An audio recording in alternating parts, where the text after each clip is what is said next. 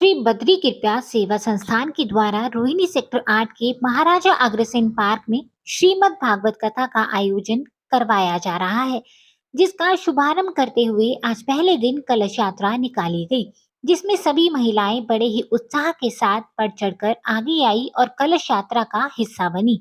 मैं रश्मि गुप्ता आचार्य शशांक शेखर जी की शिष्या हूँ और आज कलश यात्रा संपन्न हो रही है, बहुत अच्छे से हो रही है। जितने भी उनके शिष्य हैं वो सब मिलकर एक आज कथा आयोजन कर रहे हैं और सभी महिलाओं में बहुत उमंग है, बहुत उत्साह है कलश के प्रति। और हमने इतना सोचा नहीं था कि इतने ज़्यादा कलश उठ पाएंगे। 400-500 संख्या भी पार कर गई है। बहुत अच्छा हो रहा है, बहुत अच्छी तरीके से ये कार्यक्रम संपन्न हो रहा है। जितने भी यहाँ के जजमान हैं सबने बहुत अच्छे से मैनेज किया है ये सारा का सारा कार्यक्रम और आगे भी अच्छा ही चलेगा। आज की जो कलश यात्रा है उसे हम सिर्फ कलश यात्रा ना कि भव्य कलश यात्रा कह सकते हैं। इसमें कम से कम भी 500 कलश उठ रहे हैं और लेडीज इसको लेके बहुत ज़्यादा उत्साहित हैं। इवन कि सब लोग सोच रहे हैं पहले हम आ जाएं, पहले हम आ जाएं। सभी लोग एक दूसरे से आगे आगे सेवा भी दे रहे हैं, आ भी रहे हैं और सभी बहुत ज्यादा इसमें सहयोग भी कर। आपको बता दें कि ये भव्य कलश यात्रा बड़े ही गाजे बाजे और भक्तिभाव के साथ श्री राम मंदिर रोहिणी सेक्टर 8 से निकलकर कई चौक चौराहों से होते हुए महाराजा अग्रसेन पार्क रोहिणी सेक्टर 8 पहुंची, जहां बद्रीनाथ धाम से पधारे कथावाचक परम पूज्य डॉक्टर शशांक शेखर जी द्वारा विधि विधान से कलश की पूजा करने के बाद उन्हें स्थापित किया गया। भागवत कथा से मनुष्य के अंदर का परिष्कार होता है, उसके जो दुर्गुण हैं वो सद्गुणों में बदलते हैं, अच्छी चेतना आती है और इस चेतना का लाभ सारे समाज को मिलता है। सारे समाज में अच्छी मित्रता भावना, आनंद की भावना, प्रेम की भावना, भक्ति की भावना होती है। इसलिए भागवत कथा सुनना प्रत्येक के लिए बहुत जरूरी है और ये भाव का विषय है। हर व्यक्ति के हृदय को जो परिष्कृत कर दे, ऐसी विद्या सुननी बहुत श्रेयस्कर है प्रत्येक व्यक्ति के लिए।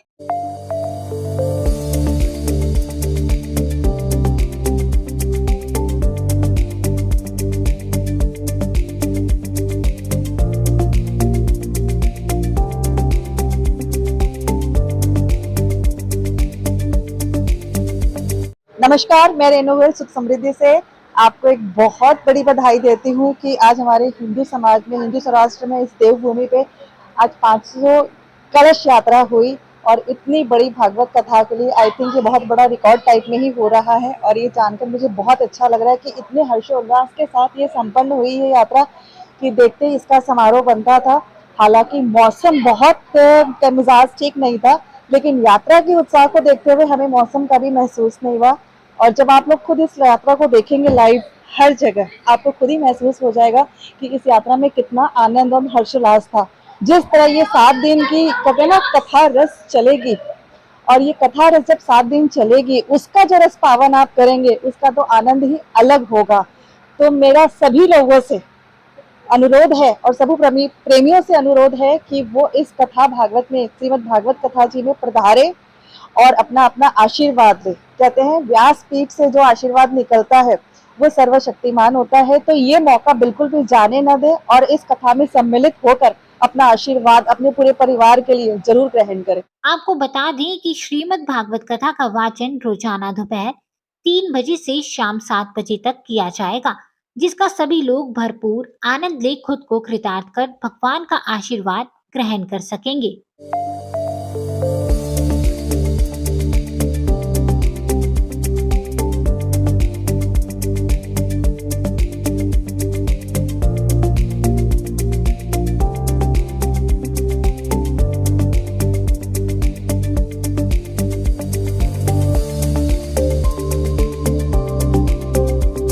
श्री बद्री कृपा सेवा संस्थान ट्रस्ट के द्वारा यह श्रीमद् भागवत सप्ताह का दिव्य और भव्य आयोजन होने जा रहा है। आज श्रीमद् भागवत सप्ताह से पूर्व आज जल यात्रा और शोभा यात्रा होने जा रही है, जिसमें 551 के कलश माता बहनों के द्वारा यहाँ से जल भर करके उनको श्रीमद् भागवत सप्ताह पंडाल तक ले जाया जाएगा और कल से ठीक शाम को 3 बजे से लेकर के और प्रभु इच्छा तक भागवत कथा चलेगी।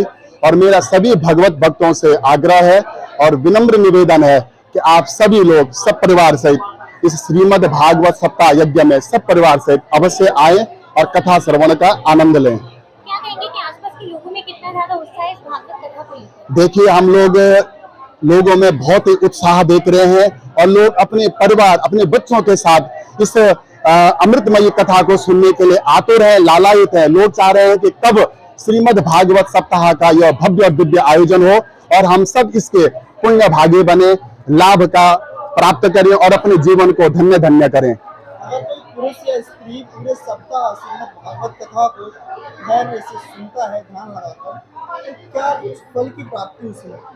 आपने बहुत ही सुंदर और बहुत अच्छा प्रश्न किया।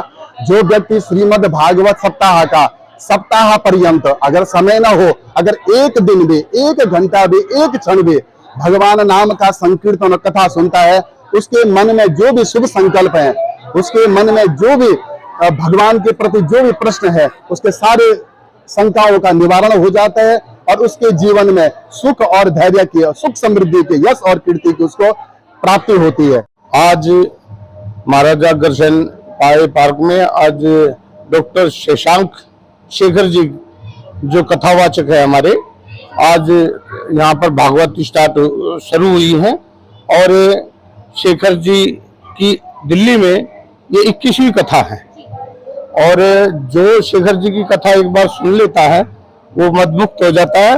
और कृष्ण भगवान जी के बारे में जब शेखर जी अपने मुख मंडल से कृष्ण जी की जो कथा करते हैं तो एक किस्म का जो आनंद वहां पर बैठकर आता है, वह आनंद हमने तो प्राप्त किया ही है, हम सभी भक्तों से चाहेंगे वो आनंद प्राप्त करें और इस कथा को सुनने के लिए जरूर आए। क्या कहेंगे लोगों में किस तरह का उत्साह देखने के लिए मिल रहा है? लोगों का उत्साह तो अभी आपने कलश यात्रा में देखा, लोग बहुत ही प्रसन्न हैं और जो हिंदुत्व की, जो भारतीय जनता पार्टी, मोदी जी और हमारे जो भारतीय जनता पार्टी जिस तरीके से अब की बार जो हनुमान जयंती जी, जो हनुमान प्रगट उत्सव मनाया गया, तो वो भी एक पूरी दिल्ली में नहीं पूरे देश में एक भव्य तरीके से, और जो अभी भागवत सेक्टर 3 में हो रही थी, अभी सेक्टर 8 में हो रही है और 1 तारीख से जापानी पार्क में हम जय किशोरी जी को भी बुला रहे हैं JMD टेंट में। तो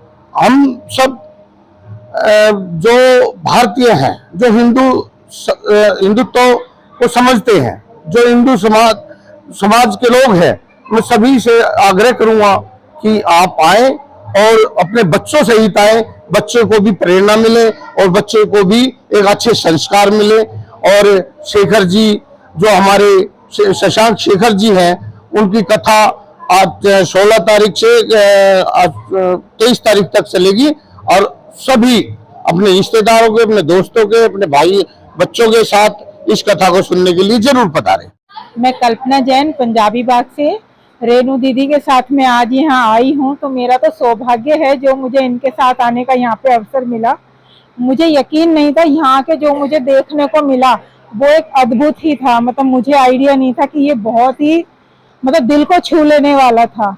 मैं यहाँ आके बहुत ही खुश हो गई और आगे भी मैं उम्मीद करती हूँ कि जब भी मौका लगेगा मैं पूरी कोशिश रहेगी मेरी इनके साथ आने की और ये आशीर्वाद प्राप्त करने की। बड़ी प्रसन्नता है मुझे कि सब लोग बड़े अच्छे उमंग के साथ, उत्साह के साथ और लगभग 500 माताएं बहनें कलश यात्रा में शरीक हुई, शामिल हुई और लगभग उनमें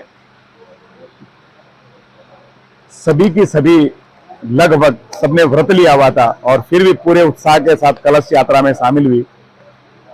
भगवान के निमित्त सबने, यानी कि ऐसा लग रहा था कि बाबा शंकर की जटाओं से निकली हुई गंगा को अपने मस्तक पर माताओं ने स्वयं धारण करके गंगा के रूप में स्वयं चली जा रही है कथा के ज्ञान गंगा में गोते लगाने के लिए। तो बड़ा अच्छा लगा मुझे।